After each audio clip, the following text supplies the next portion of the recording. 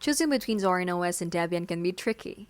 One is all about user-friendliness and the other is all about rock-solid stability. Let's see which one is the best choice in 2025. First, Zorin OS.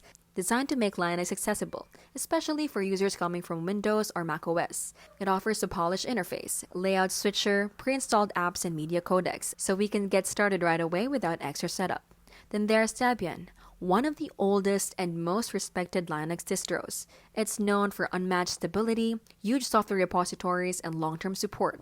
It's the foundation for many other distros, including Ubuntu and Zorin itself, but it requires more manual configuration and may not include the latest software by default. Performance-wise, Zorin OS focuses on convenience and a smooth out-of-the-box experience, while Debian focuses on reliability, making it ideal for servers and mission-critical systems.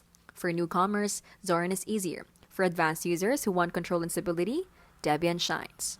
So, which should we choose? Zorin OS for beginners, fast setup, and a familiar look.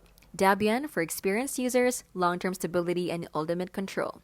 The best distro is the one that matches our needs. And with Linux, trying both is just a download away. This has been How to Literally, where we keep things smart and simple and scam-free.